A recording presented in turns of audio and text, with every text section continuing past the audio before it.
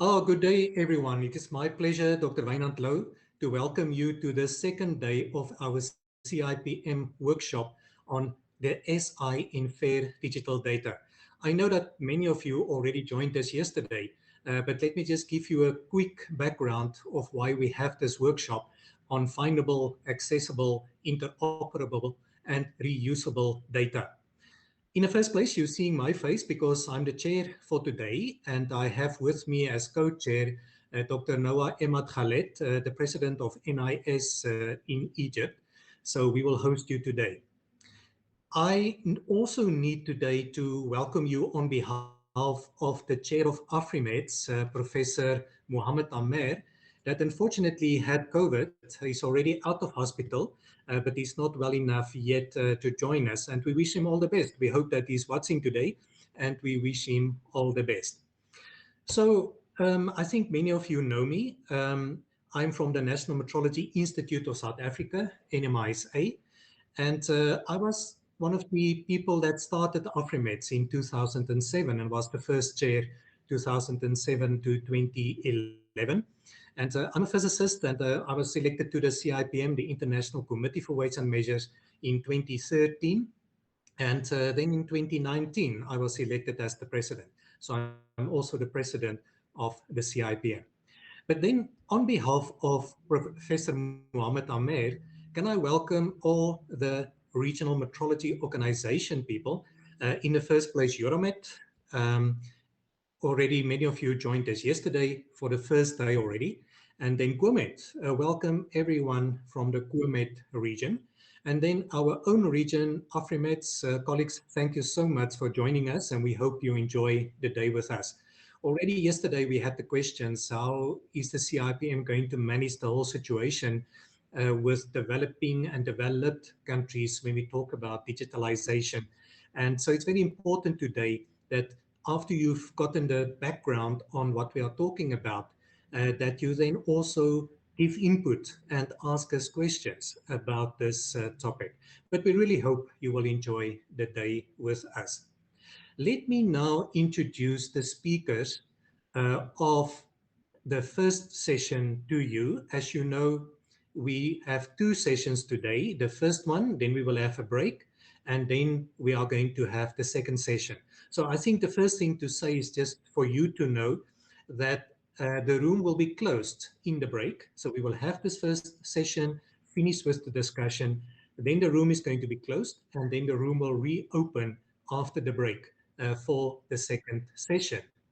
So the speakers today, we are very privileged to have our good speakers with us, and you will hear their recorded presentations shortly.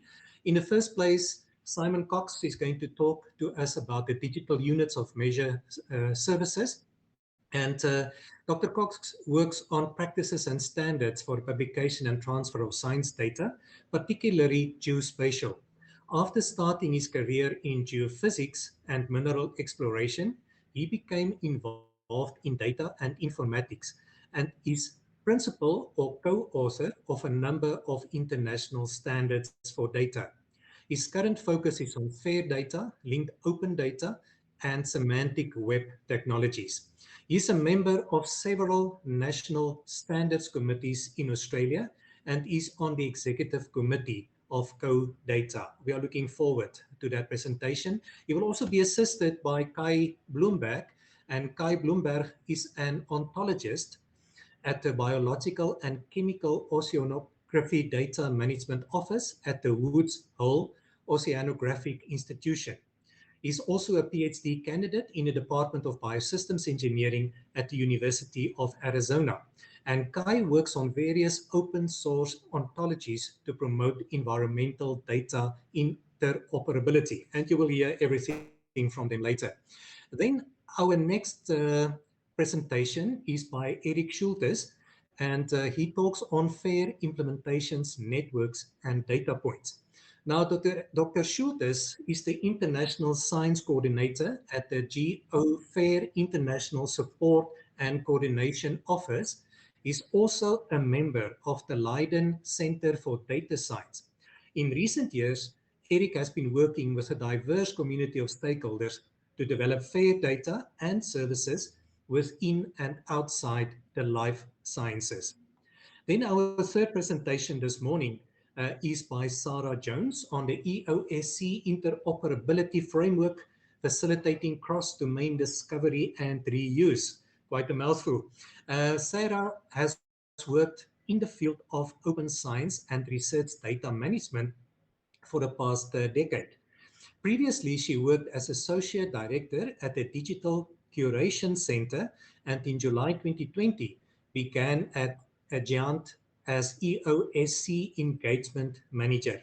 She has been involved in several European Commission funded projects such as EU DAT, Open Air, and FAIR. I hope I said it correctly, Sarah. And she worked on the expert groups for FAIR data and a transport research cloud, and was an independent expert on the EOSC executive board. For RDA, she is co-chair of two groups, Active Data Management Plans Interest Group and the Global Open Research Commons Interest Group. Everyone, with that, enjoy the day with us, and we are looking forward to your input later. We will now basically go to the first presentation. Thank you.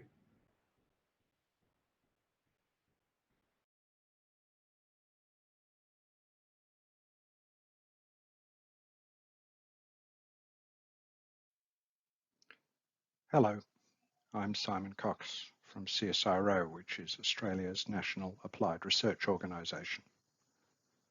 My presentation is on digital units of measure services, communities, coverage, and alignment. So here's an outline of what I'll be telling you about today. I'll be introducing and reviewing a number of existing digital units of measure systems. Why is there more than one? Well, this is related to their origins in different communities and different applications who have different interests and scope. Also, there have been a few different technologies and different levels of adoption, both within and outside the originating community. Finally, I'll make some comments on the potential for harmonization and what is already going on in alignments.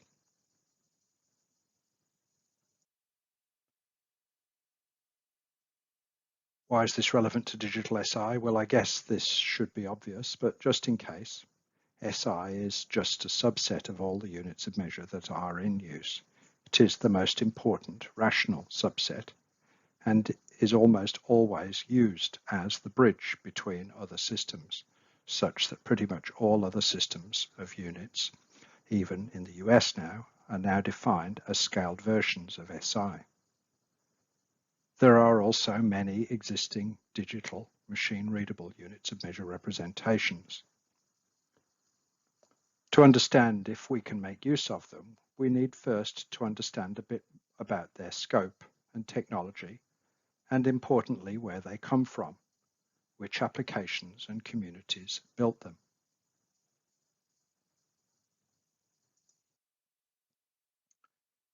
I'm going to describe three systems in detail and then summarize several more.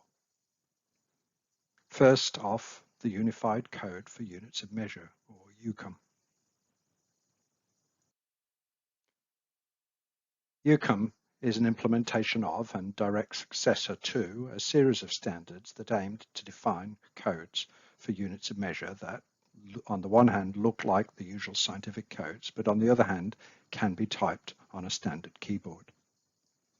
Some of you will recognize the names of the predecessors.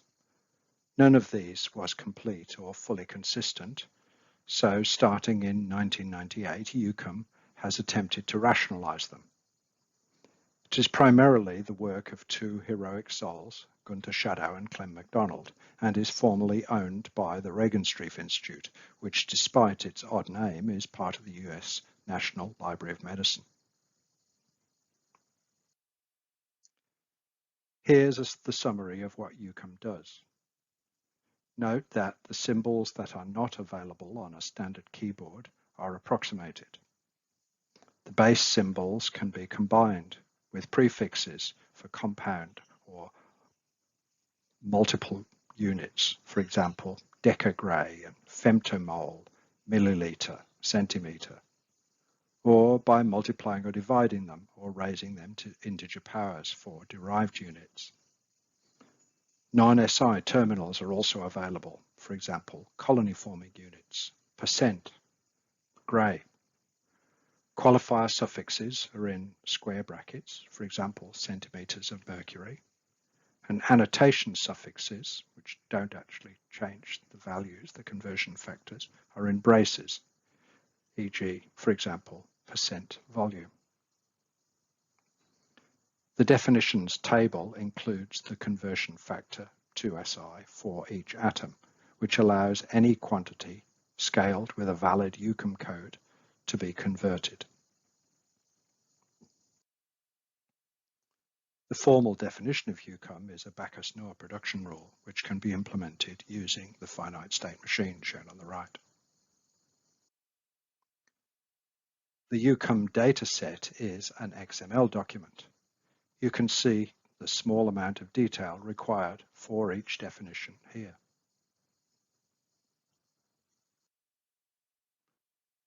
As I mentioned previously, EUCOM comes from the health and clinical medicine application space. EUCOM is built into HL7's FHIR system, which is widely used in clinical settings. There are also some validation and quantities conversion services available. There I've shown both the user interface and the service descriptions.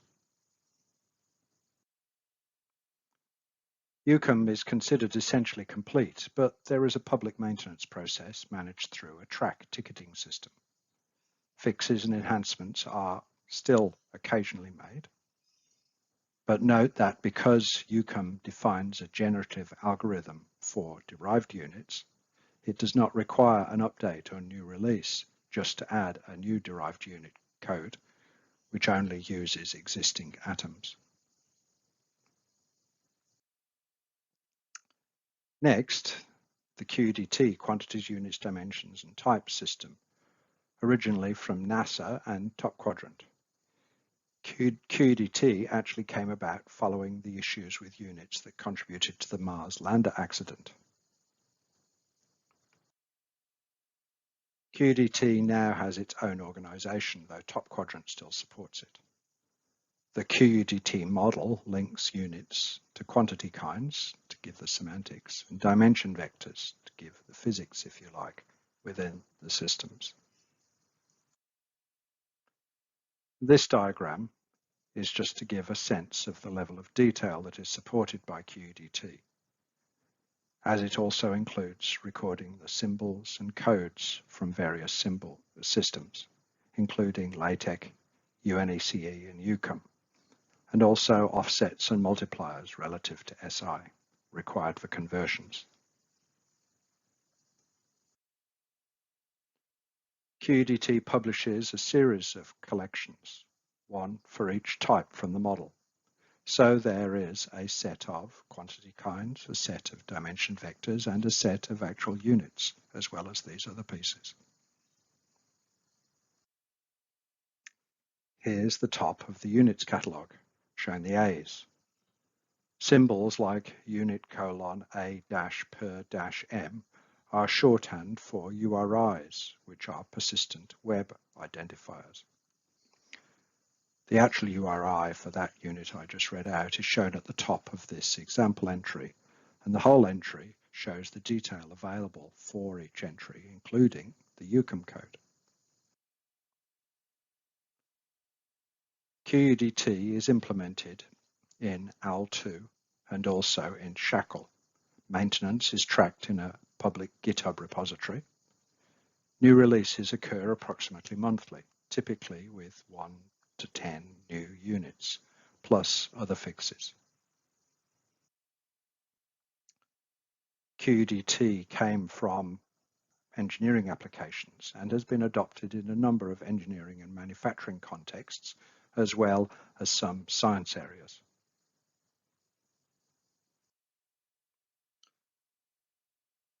The NERC vocabulary service includes one collection of units of measure, known as P06.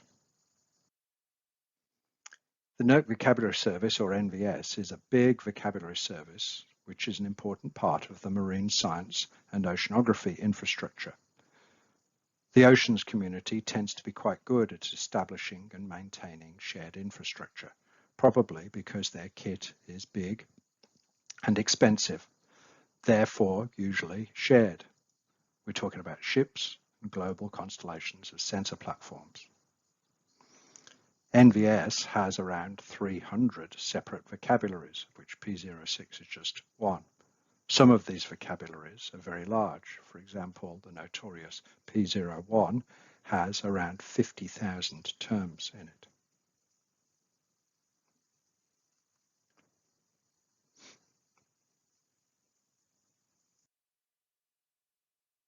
P06 is essentially an inventory of units that are used in actual data sets. It is not designed to be fundamental or comprehensive, so there are sometimes surprising omissions.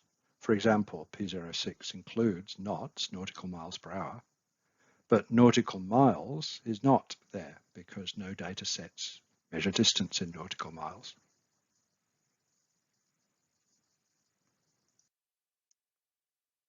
Here is one of the entries from P06.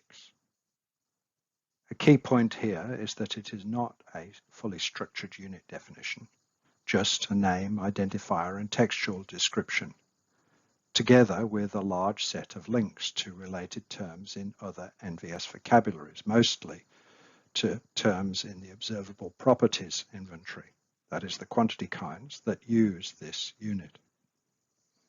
The simplicity of the representation is because this collection of terms is formalized in SCOS. SCOS is the standard formalization of all the definitions of NVS. And here's the SCOS serialization of becquerels per kilogram. Note that there is also a link to the QUDT definition, so a formal structured definition could be got to from here. As mentioned, NVS comes from the International Marine Science and Oceanography community. It is comprehensively used in operational systems within that community, particularly by the European members. But NVS is also used as a reference point for definitions by the entire international Earth and environment science community.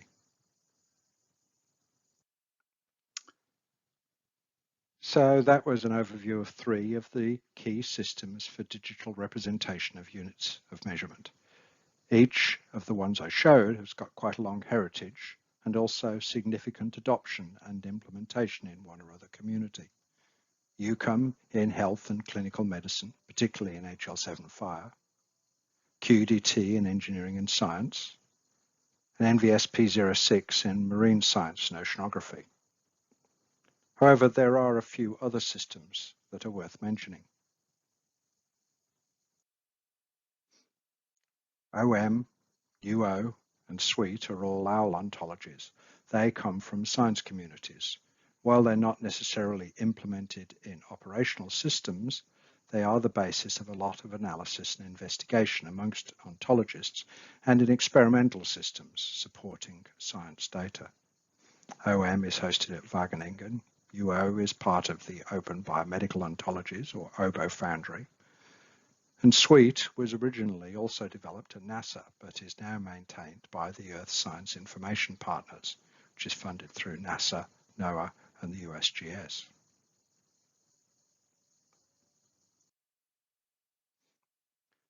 Moving on to a bit of analysis and consideration of why so many, and is there anything to be done about it?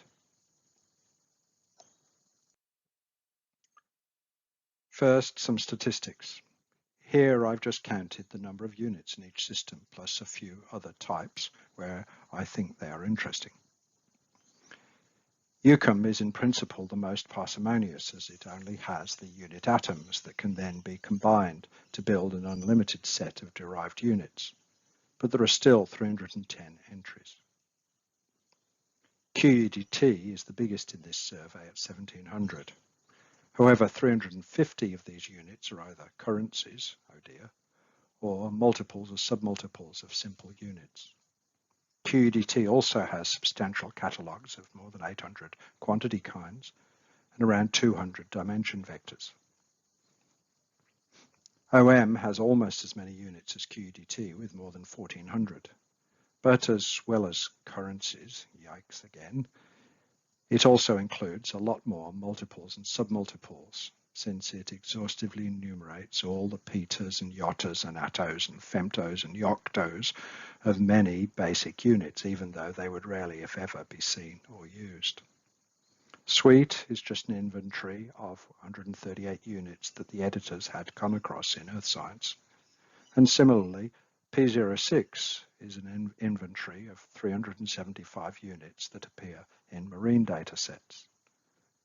Finally, UO is a set of 597 units from biomedicine.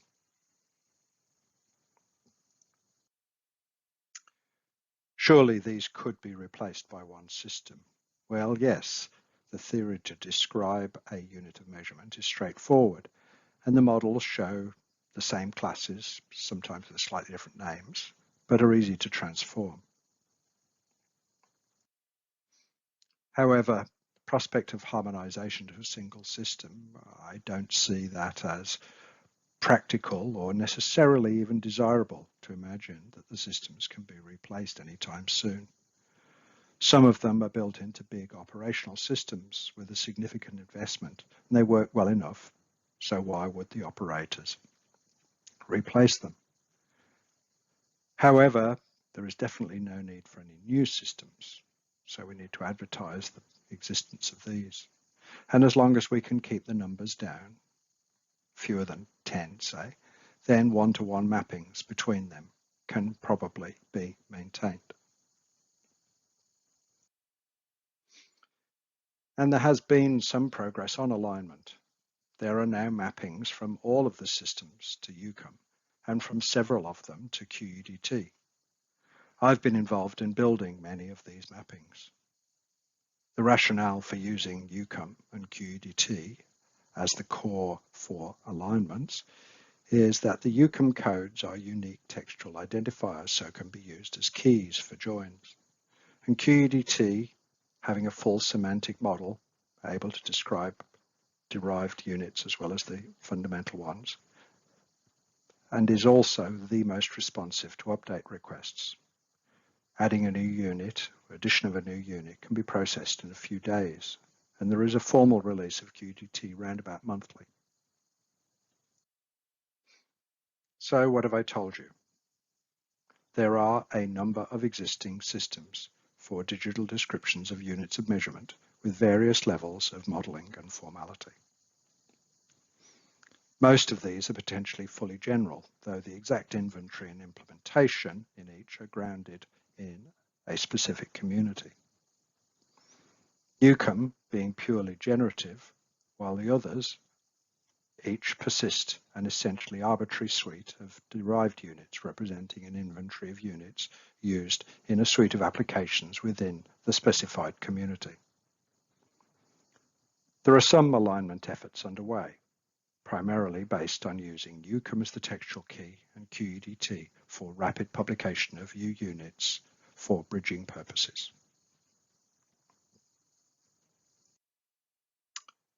I think that's probably enough for now. I'm done. Thank you.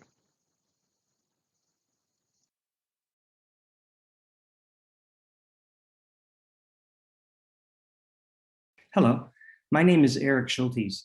I'm the FAIR Implementation Coordinator at the GoFair Foundation here in Leiden, the Netherlands. And I'm very happy to be with you today at the FAIR Systems of Units conference and workshop. And I would like to tell you today about recent work we've done on making FAIR metadata and making it easy for people to make FAIR metadata. And our interest in incorporating FAIR SI into the work that we're doing. And this is, by the way, all in the context of the Dutch COVID-19 research program. So this is really work that's been built up in a very urgent way over the last year. And so I'll try and take you through that process and see how we are trying to focus in on FAIR system of units. And before we get into the details, I want to certainly acknowledge the hard work and the great efforts of a team of people that are working to create an easy pathway for domain experts to create the metadata that they need to express their data in increasingly fair ways. And I want to highlight in particular the work of Barbara and Nicola, whose work I will draw on pretty heavily in this presentation. And I also wanted to mention that the work that I'm presenting, although very focused in a use case on COVID-19 in a Dutch setting, is actually part of a much larger FAIRification framework. And I won't go into details on this today, but I have a link here so you can see that the things we're trying to do with metadata actually fit into a larger FAIRification framework. So let's begin with the COVID-19 data portal project.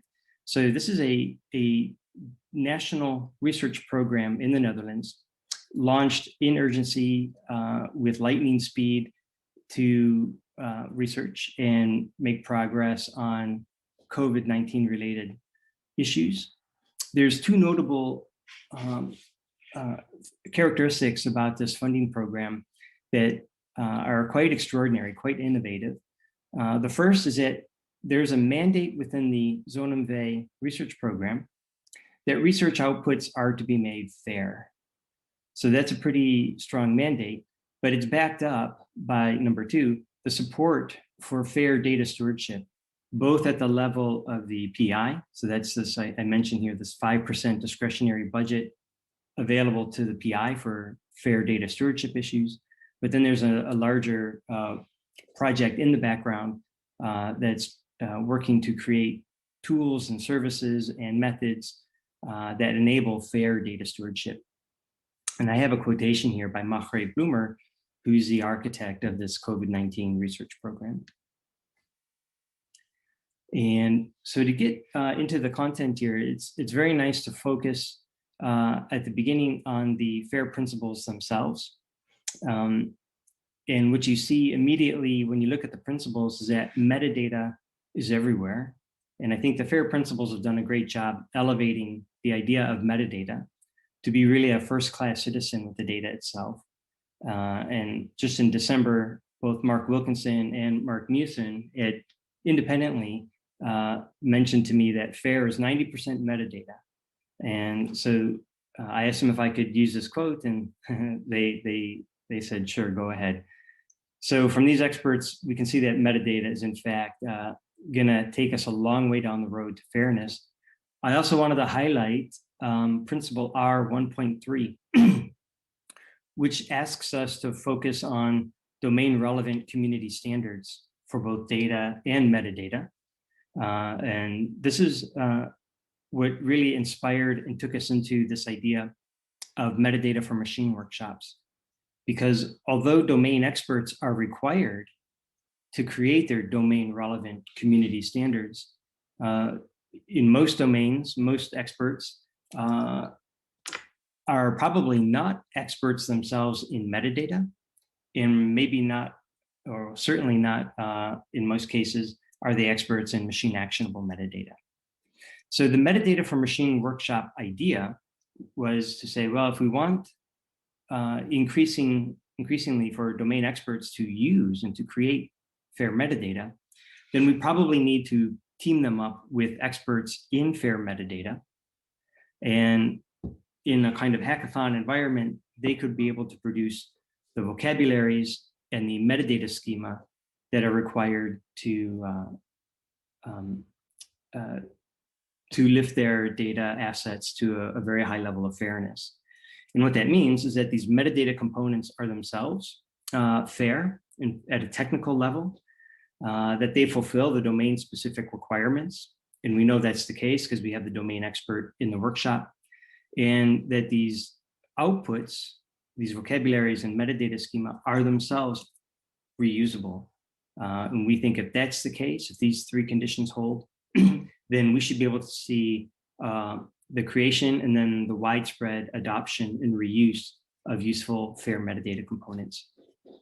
And in this workshop environment over the last couple of years, we've drawn on several different tooling and research groups that have been working to perfect methods in FAIR metadata.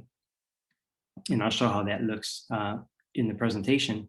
And what I want to mention today is that we'd like to try and get to FAIR SI units as a part of our work in metadata for machine workshops. And for this, we're looking at the moment at the QDT standards, and I'll show you how that looks. So the metadata for machine workshops that we launched for the ZoneMV COVID program began last September, October, and it was really in November that we launched 6 metadata for machine workshops. We distributed the 62 research projects in the COVID program over these workshops. And you can see them listed there in terms of the number of people, number of projects. And in each case, in these workshops in November, we had the research domain experts and a data steward help us brainstorm on what we call project assets. So anything related to the project that needed to be described by metadata, such as data, biomaterials, services, standards, we went through very controlled, very structured brainstorm sessions using a tool called Padlet. This was all done online, of course. And what this allowed us to do is pull out of the domain expert the preferred terminologies that describe their research assets. And now what we've done in February is we've run an additional couple of workshops where we've been able to consolidate that list of terminologies, and we've begun building a formal vocabulary that describes these things.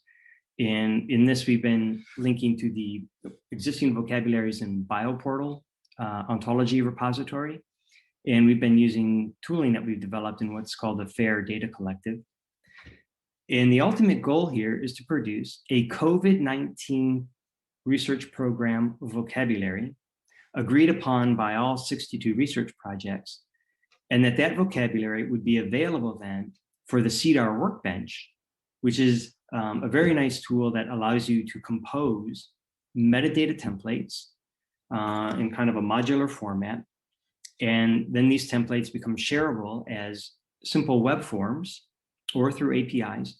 And then either machines or humans can populate these templates and create metadata instances for different data sets, for different projects, et cetera. And what we will ask the data stewards in the COVID program, our Dutch data stewards, we will ask them to work closely in support of the researchers to help get these forms more and more routinely filled in, and thus creating metadata assets for the research project. And these metadata and the data themselves will then be put onto a network of FAIR data points and made available in a fair way. That's the COVID-19 research program, and this is some of the tooling we're using to try and create reusable metadata components. And I just wanted to mention, though, that above and beyond this one instance of COVID-19 research for ZoneMV, there are other metadata for machine workshops that we're running, some of them COVID related. And so you can begin to see that there should be automatically now a great deal of overlap that we can reuse vocabulary and templates from previous metadata for machine workshops. But it may be surprising for some that we can even reuse quite heavily components that are created in completely different domains. So for example, with the Danish group, we've run metadata for machine workshops 5 and 6 based on wind energy data sets. And in fact, we are repurposing quite heavily from wind energy domain in the COVID domain. But this is all in an effort to try and to get reusable metadata components and to not have to reinvent the wheel each time. And by using these components, we can better guarantee interoperability and fairness. So coming back then to these metadata templates that we created as part of the COVID-19 program during November and February, there's really 3 templates here that we have.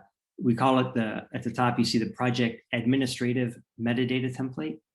In the middle is the project content metadata template. And at the bottom is the generic dataset metadata template. These are links to the templates themselves. As you can imagine, the project admin metadata is just very high level. I think there's 22 fields that are requesting very basic information about the project. So the PIs, the funding agency, the grant number, et cetera. The content metadata template in the middle is starting to give an overview of the scientific content of the research project itself. But again, at a very high level. But that project content metadata could point to data set metadata, so that we have a quite extensive template for any data set that might be created in the course of these research projects. And I want to zoom in on this, on the generic data set metadata template. And you can see for yourself at this link at the top at OpenView. But you can see here a bunch of fields. I think there's 90 fields total, although a very small number like 10 or 12 are required. But you can see these are general types of fields that can describe and be applicable to any kind of data set. And I want to highlight then this one particular field called variable. And this is a very modular component of the metadata template that basically asks, what did you measure? Describe that measurement you made. And although we have a model behind this now, it's very straightforward, very simple. As the iAdopt group at RDA finishes its work on creating a more elaborate data model for what they call observable properties, we will almost certainly be using this as well. Here's a deeper view of the iAdopt observable properties. And so what you can see is that the observable property, so the thing that you're measuring, can be characterized by observed object, observed property of that object. And there's modifiers, including measurements and units and units of measure. And we will be extending, or let's say adopting, vocabularies for this model from the QDT unit and QDT quantity kind vocabulary. And so here's an example of a generic dataset metadata template. This is a CDAR template. In this case, this is for a COVID-related measurement, like average physical exercise duration per day. We are observing time. This is for physical exercise for humans. This is measured per day. We're looking at the average, and our unit of measure is an hour. And we will take that unit of measure description from the QDT vocabulary. And so what you can see then is that this CDAR form is going to contain within it drop-down menus that allow the researcher to be able to select from fair or verified units of measure in a very direct way, helping to structure and make machine readable the metadata that's being input.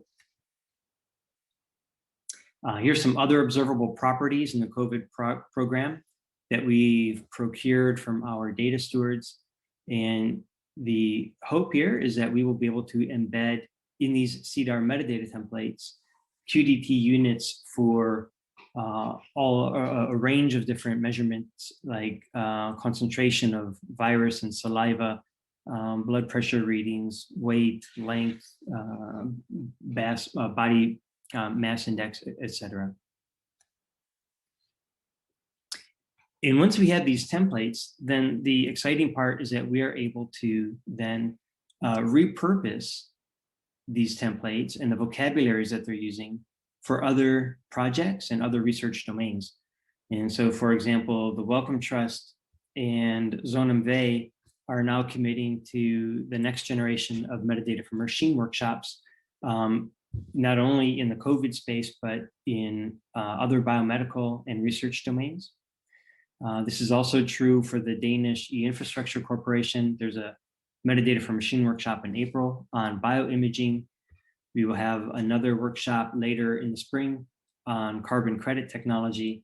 And then the Health Research Board of Ireland is also now more interested in running a metadata for machine workshop for COVID-related topics.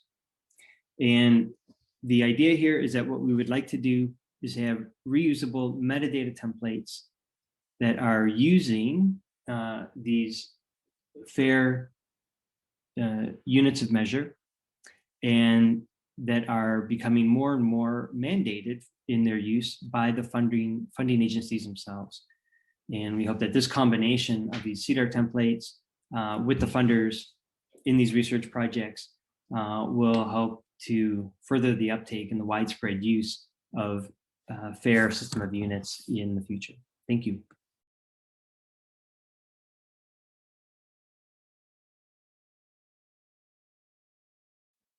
Hi, I'm Sarah Jones from Géant, and I've been asked to speak to you about the EOSC interoperability framework and how that's facilitating cross-domain discovery and reuse in the European context.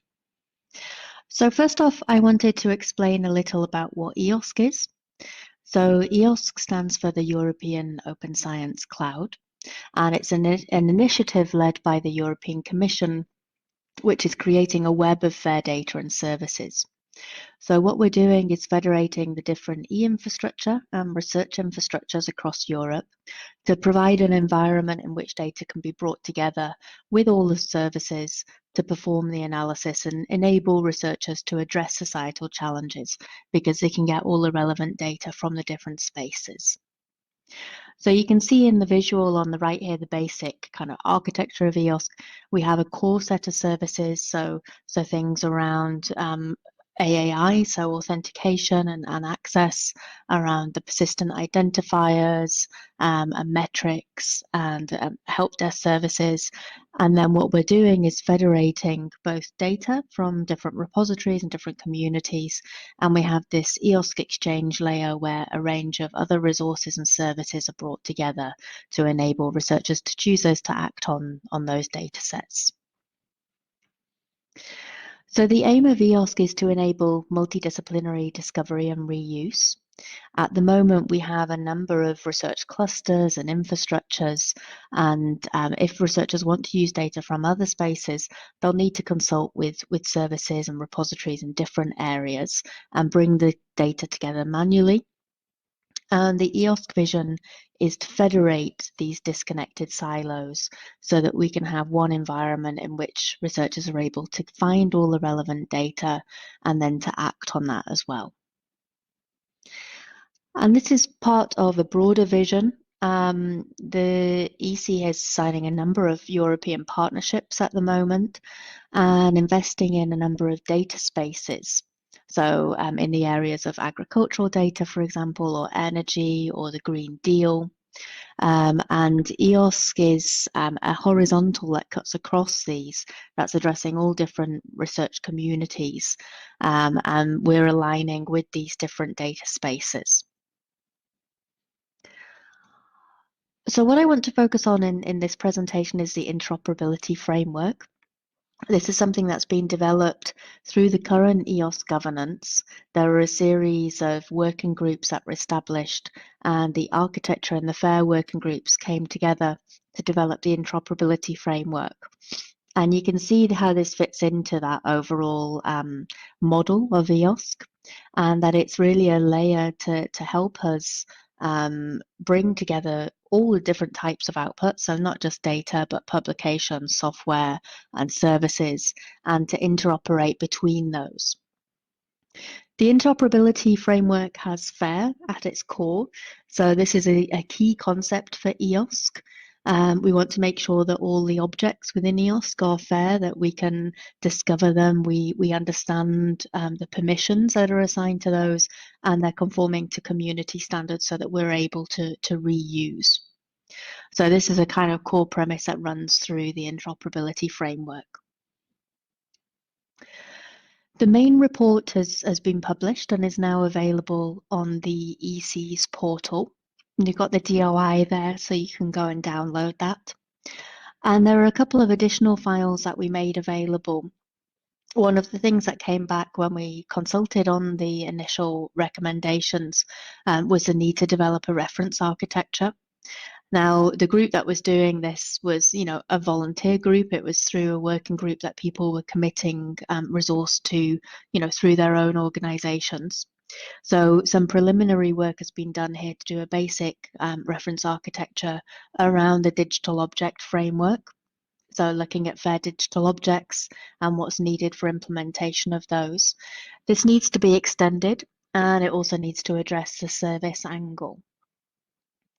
We also started a preliminary metadata mapping where we looked at the different kind of standards that are in place across the communities and the key standards for resource discovery.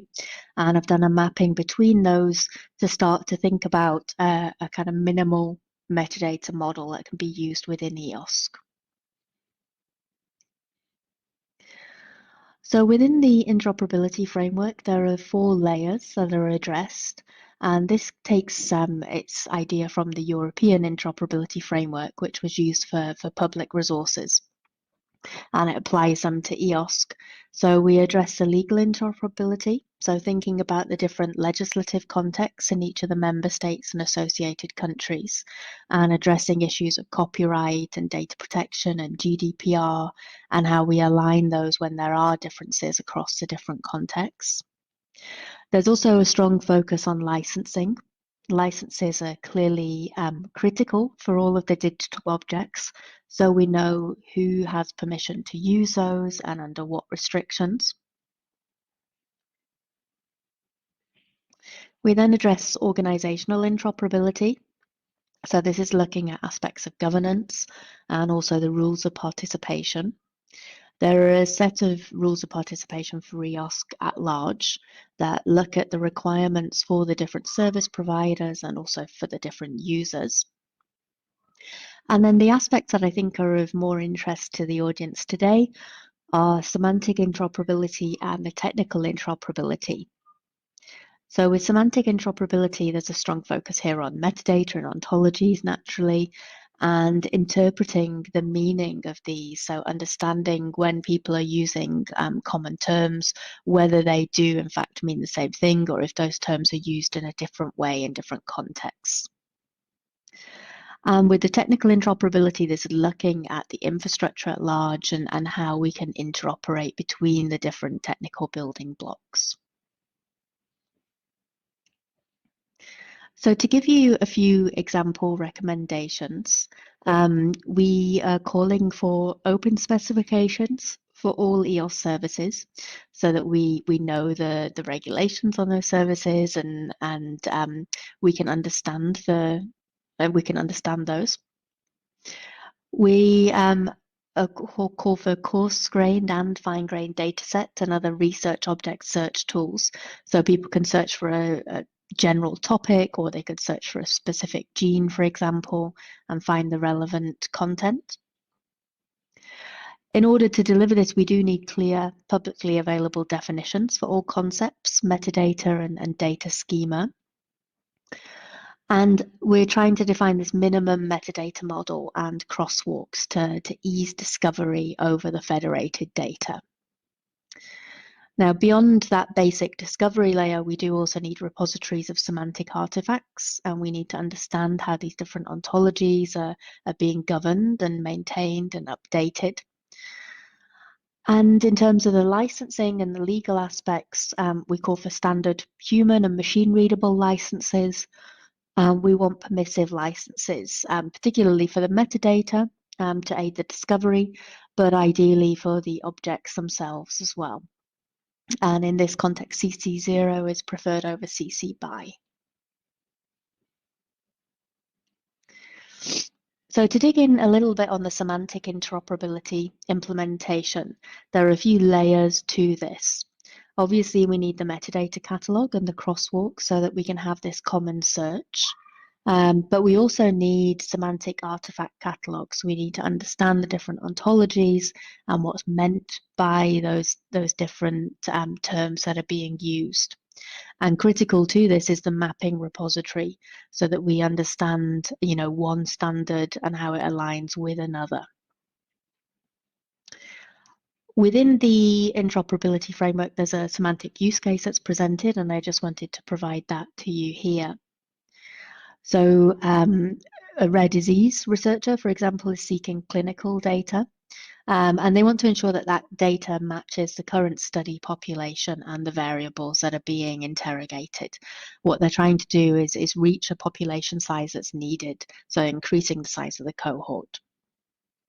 So they can search the metadata catalog to find candidate data sets, but then they need to go beyond that basic discovery layer, and they need to search semantic artifacts, which are based on the different domain metadata schema, to check whether the relevant variables are present, and if so, then they can include those in their search. So this is how they're agreeing a subset of data to reuse and to bring all that together within the EOS context.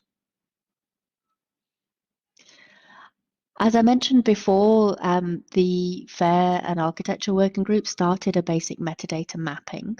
So this was looking at the common kind of discovery standards that are used, like Dublin Core, schema.org, DCAT, DDI, and they've proposed some mandatory and optional elements that can help us with FAIR digital objects.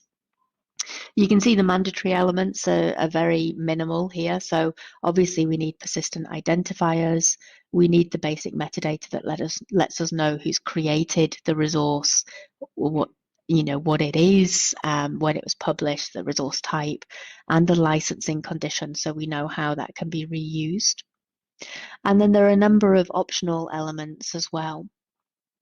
And one thing I'd like to stress here is that we're really focusing on developing crosswalks, not developing a new standard. We realize that there are lots of existing standards in use by the research communities, and we want to support their use within the EOS context. So really we need to map between them all rather than implementing anything new that adds a burden to the research groups. This was a key lesson from the EOS pilot project. They had tried to specify minimum information for EOS datasets, but there was quite a pushback from the community. Now, what we've done here, this mapping is very preliminary. This is not an end result. There needs to be a concerted piece of work to develop this further and to do a lot of consultation with the research communities. And that's something that will happen under the next round of EOS projects that are just getting started in the coming months.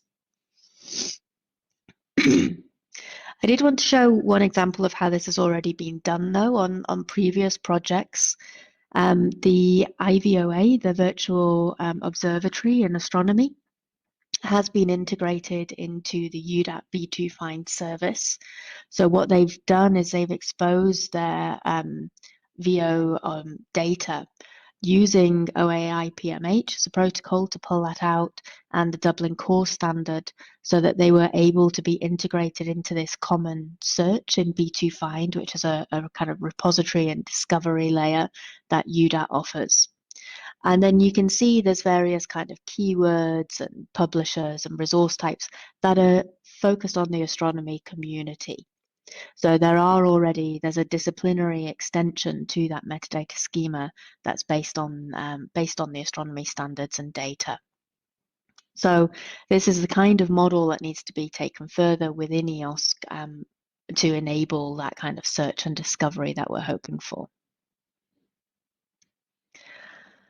So the next step then is implementing this into the EOS portal. The portal is the main catalogue and marketplace where researchers can discover services and data sets.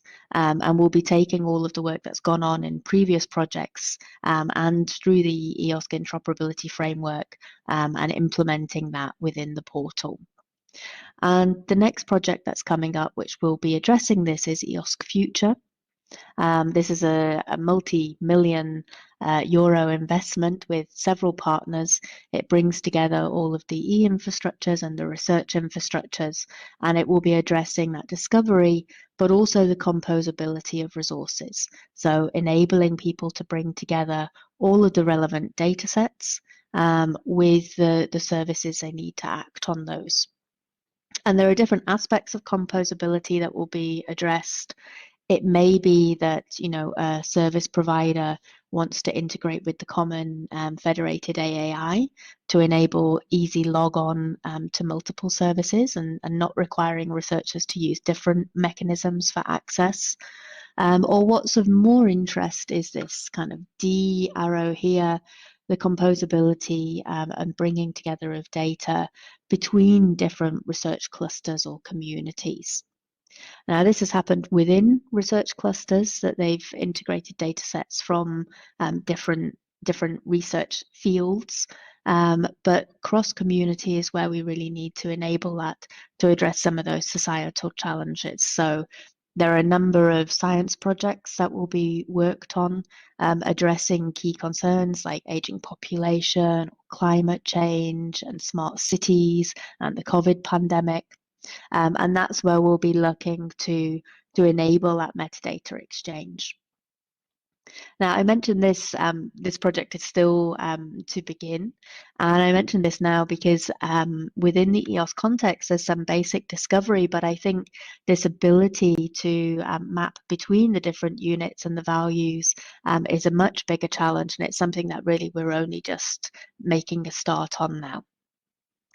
So that's a summary of what's been done within the EOS context and what's coming. Thank you very much for your attention.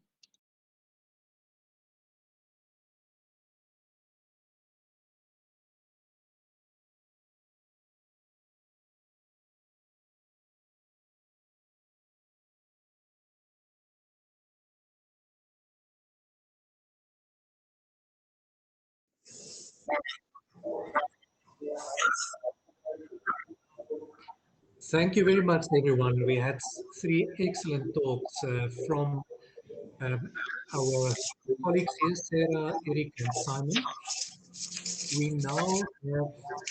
We now have a discussion session for about 15 minutes. And for that, and to lead us through the questions, I am going to give over to Professor Noah Emad Khaled. Noah, please. Okay, welcome everyone. Welcome, dear participants. I'm glad I'm with you in this very interesting, fascinating workshop. Thanks for all speakers for very interesting talks. And please, audience, if you have any question, we have already few questions. If you have any extra question, please place it in the chat window. And now we're going to start with the question we already have. We have the first question. It isn't exactly obvious to whom, but it is from Holger. The question is, can you please say a bit more about on the EOSC pilot experience? Yeah, so hopefully you can hear me okay. So the main thing that had come out of that EOS pilot project in terms of when we're thinking about the semantics was the issue that research communities really need to be able to continue working with their existing standards. So they'd been pushed back on you know, having a different standard for EOS, which is why we focused on mapping across the existing standards when we're federating the different infrastructure. Okay, thank you, Sarah. And the second question is for Simon. One of the challenges for mapping QUDT, NVS, and UCUM are compatible and from metrology view correct definitions of the units. Regarding the SI, we had the redefinition of based units in 2018. Do you think that the major unit representation schemes you have presented already to unambiguously provides a different definition through history? That's an interesting question. I would say that most of these schemes are struggling to provide a good web experience, particularly a proper machine connections with different with content negotiation for different representations. So given that they're really in relatively early phase of getting that right, that question is asking really for a level of sophistication, which would be the next step. Saying that being able to provide essentially, if you like, snapshots of what the official definitions of the SI units were at different points in history. I can see that would be a challenge at this point. You know, in terms of the system's currency, in fact, I'm on the technical advisory committee of UCUM, and I recently checked and found that in fact the we can't hear of the Simon, please. Oh, sorry, of the fundamental constants had not been updated to reflect the 2018 We lost you, Simon. CODATA work. And so, but that's being processed now. So, you know, there does need to be first some attention paid to ensure that the different systems, in fact, even represent the current state, our current understanding as best as they could be. I think the point Daniel. Sorry. Okay. Right. Yeah, I would be a little skeptical as to whether the systems are ready to give a historic viewpoint at this stage.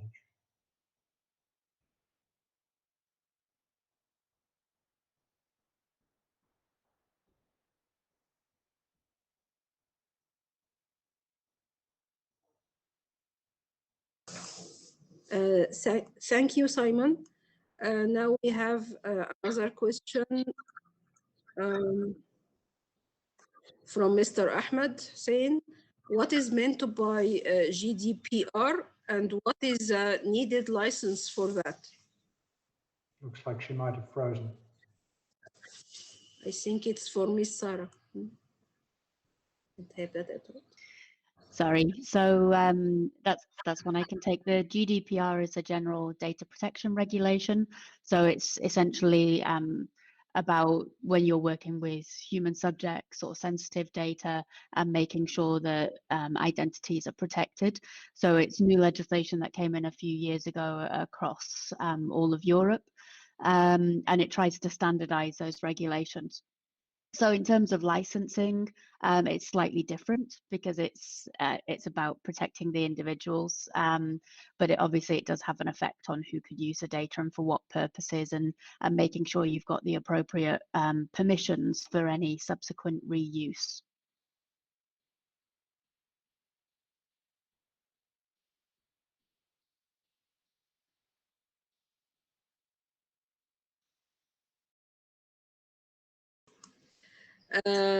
Thank you, Sarah. Another question from Martin Sin.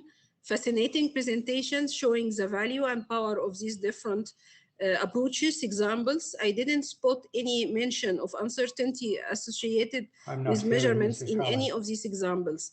Would the panel like to comment on this? Anyone would like to answer this, to respond to this point?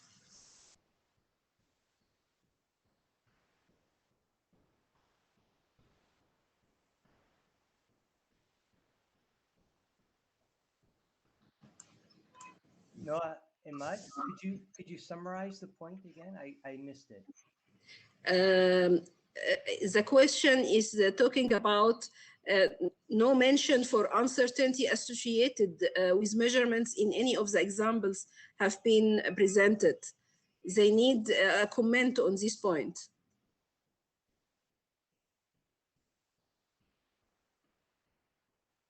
Okay, so a comment on specific examples, I guess, is the question. Is that right? No, not a specific example. He just need to see uncertainty. Does anyone tackle the point of uncertainty in measurements? Do any of the examples have been presented today?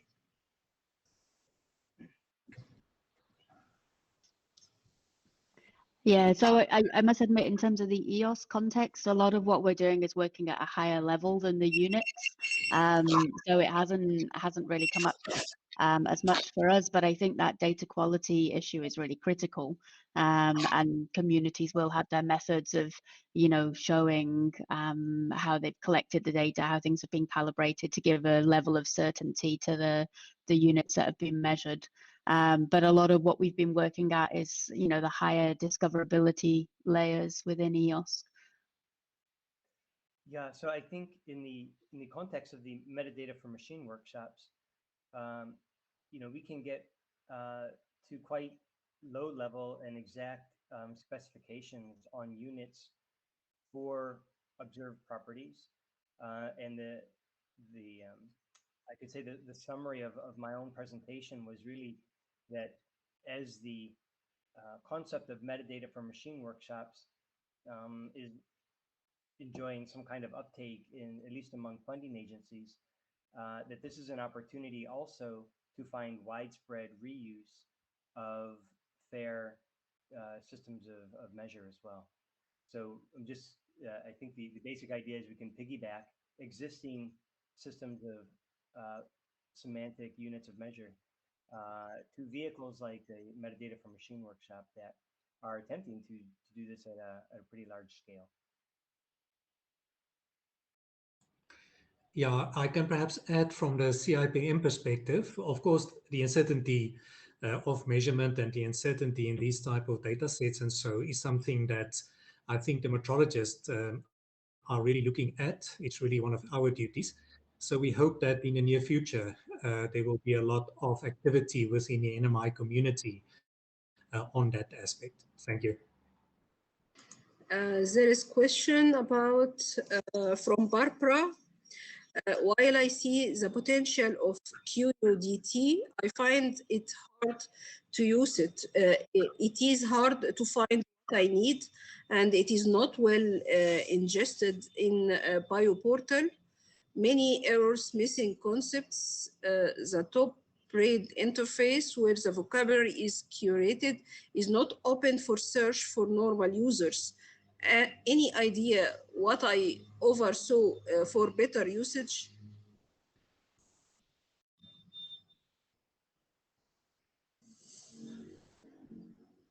Anyone would like to respond to this one?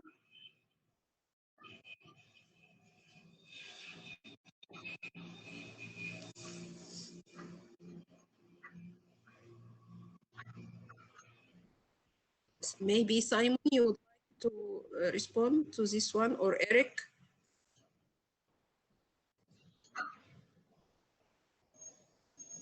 Yeah, I've just put that question in the backstage chat in case that helps Okay. Simon and Eric to see the question. Okay, I Okay. can see the question now.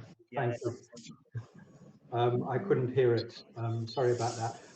Yes, thanks. This question from Barbara. Another question about is the mapping QUDT. exercise yes, it is, not openly published ideally. accessible? Which That I very much semantic agree with. artifacts, The individual metadata terms standards are resolve being nicely, analyzed? but there is not currently a public SPARQL endpoint, for example. There have been some issues with QUDT, some quality issues. Would you like me to repeat for example, the question? about its compatibility with Protege, and that's been Okay. fixed, actively fixed at the moment.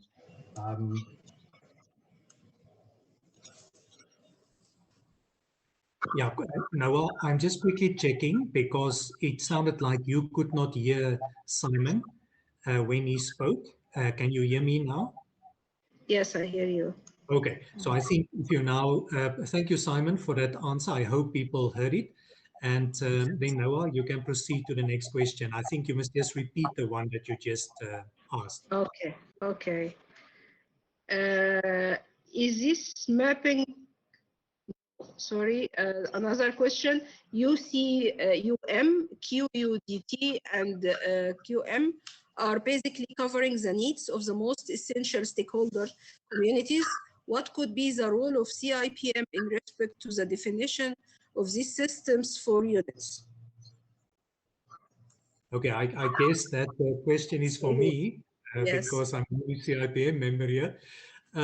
Look, we have this workshop to actually identify really what are there to be done by the CIPM, the International Metrology Community, the BIPM. And I can honestly say that I hope by the end of this workshop, we have a much better idea of exactly what our role is.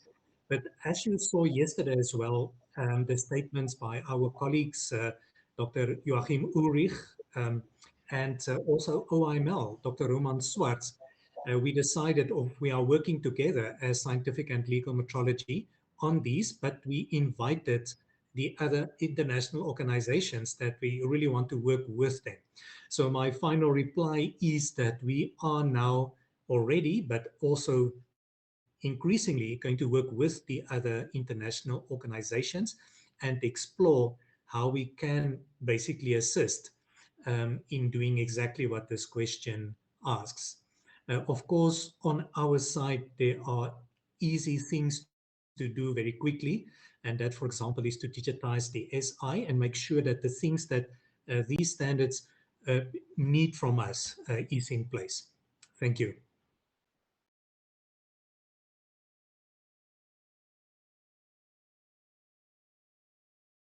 And Noah, I think you're muted. Sorry. So how much time do we have more?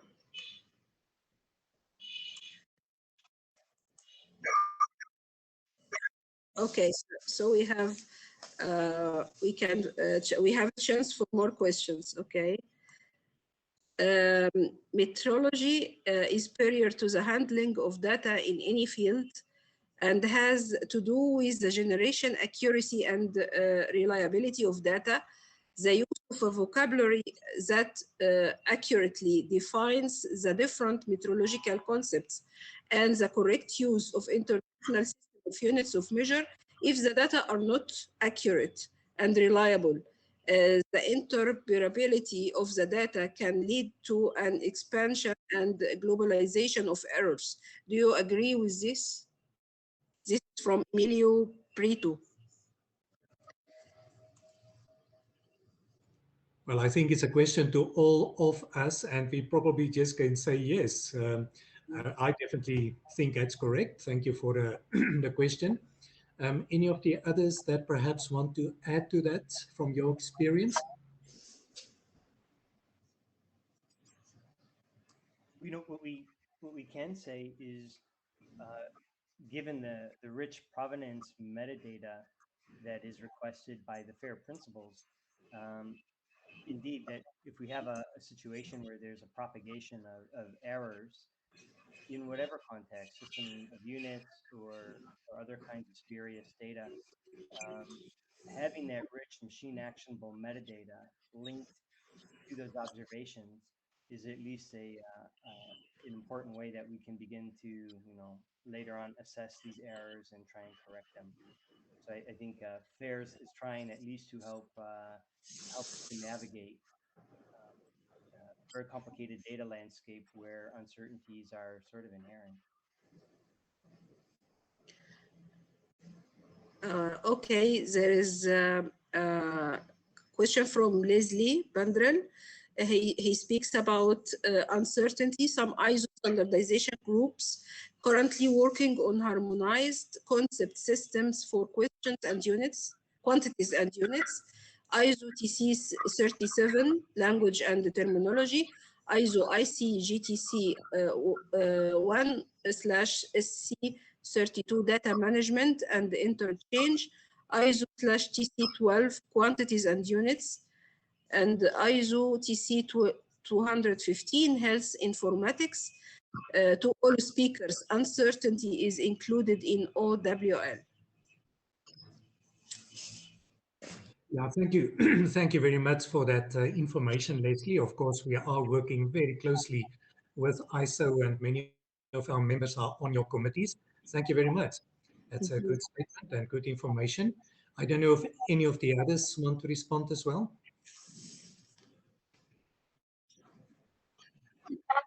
Well, probably the main comment I would like to make is that on the one hand, the language and terminology are being teased out and standardized in these documents.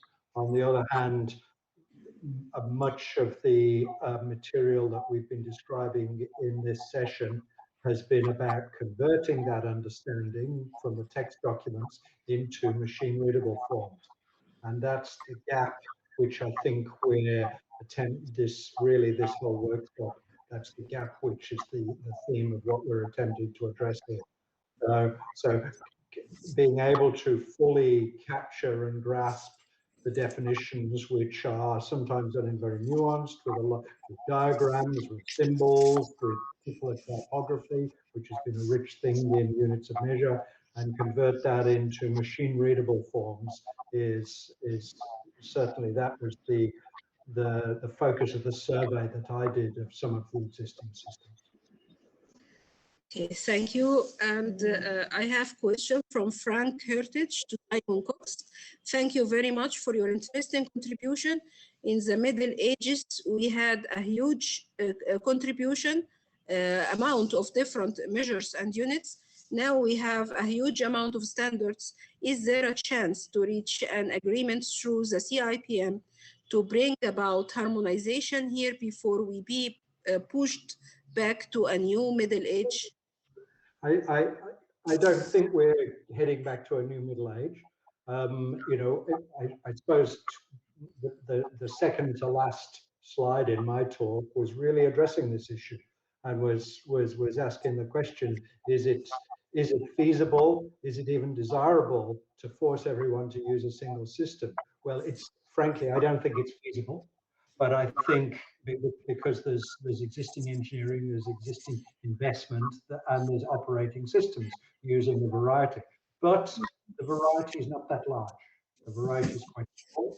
The number of systems which are rational and can at least claim to have some level of completeness and generality is manageable.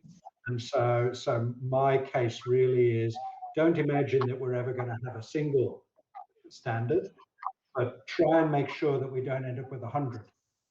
So somewhere between 100 and 1 is a good number, because we can manage mappings between a small number, recognizing that for cultural and engineering reasons, people will want to continue using the ones that they've developed until now.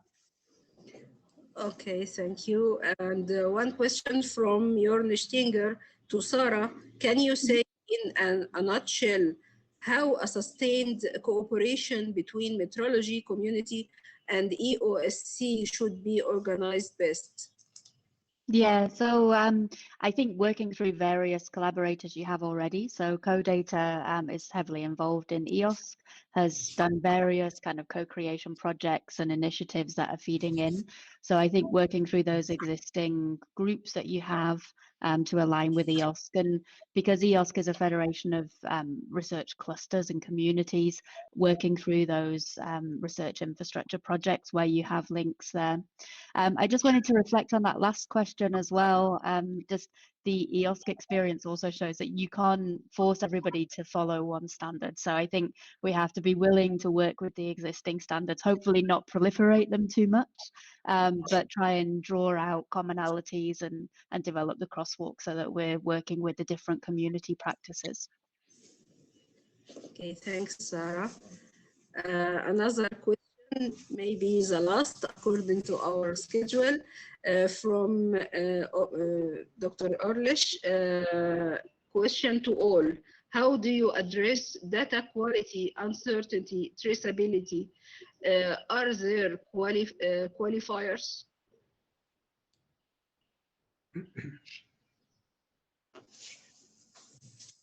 Well, I think I mentioned earlier already the idea that in the larger context of machine actionable metadata, of which our systems of units may be, components of, that this should lead to those qualities mentioned in the question. So, for example, just by the simple fact that we were adopting the use of CDAR templates, already allowing us to be able to track canonical forms of metadata, even though they're very domain specific and were built for special purposes.